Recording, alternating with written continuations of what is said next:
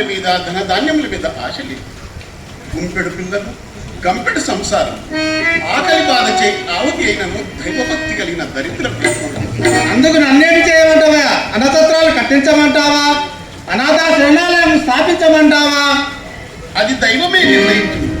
శ్రీకృష్ణ పరమాత్మను ఒక్కసారి దర్శనం చేసుకొని పోదామని వచ్చి తిని అనుమతించ ప్రార్థన.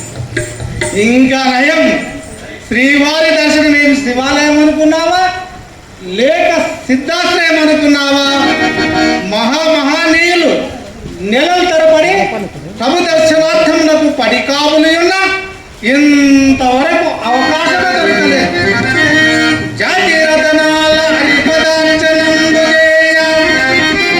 పాండరాజులకు వారంగు వడ్డించట వైరి బాధలు చెప్పనే పాలమంత్రి నిలిచి ఉండెన శ్రీవారి సెలవులేక రాజకార్యమున ముఖ్య తీర్మానమునకు దేశ నాయకులు కాదు దేవుడెప్పుడో అట్టి శ్రీకృష్ణ దర్శనంబు అలవిగగునే బయలుదేరునిక నిరుపేద పక్కదిక్కిన బ్రాహ్మణుండ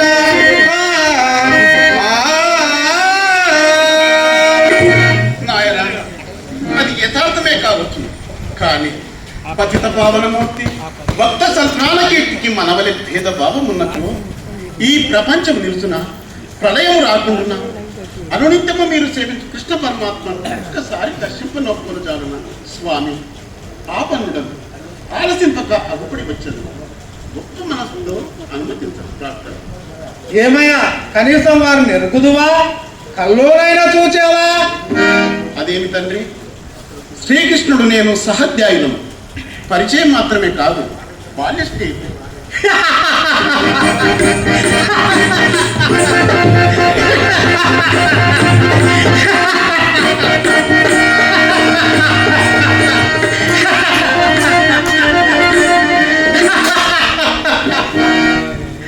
భార్య పట్ట పుచ్చుకున్నావయ్యా, చట్టలు కూర్చొని చదువుకున్నాను. ఇంకా నయం, వారి ఆస్తికి వారసత్వం ఉంది అనలేదే. హాస్యమాడకు బాబు.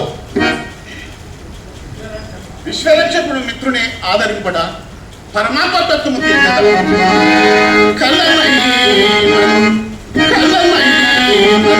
హరి స్మరింపగలే దుఃఖాక్రాంతుడై ప్రాణం పలుడవు నాస్తికవాది అయినా మనసా ప్రార్థింపదాచిన్న సల్లలితాత్ముడై దర్శనం విడలు ఆచంద్రాల పారీరుని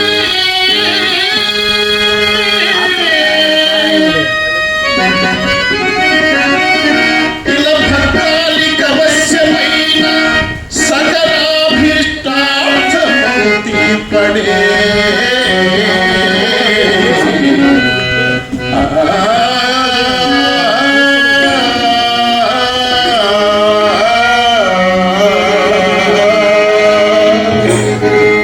నీ వేదాంతాలతో నా ప్రాణాలు విసిగేస్తావు.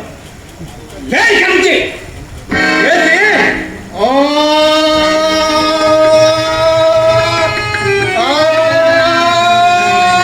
దగ్గర చచ్చికిలబడు స్వయం పాకం ఇస్తారు లేక సత్ర భోజనములకు కొరత లేదు. అయ్యో, శ్రీకృష్ణ దర్శనమే ద్వారకా నగరంలో శ్రీకృష్ణ దర్శనమే కరువైనదా? నా వంటి భక్తుల మొరాలకిచ్చే దాతలే లేదా? హే కృష్ణ, కృష్ణ పరమాత్మ, హే మాధవ. ఏమి చెప్పుతుంటే ఆ రంకెలేమి ఆ కేకలేమి మరిగాదగా నడుస్తావా లేదంటే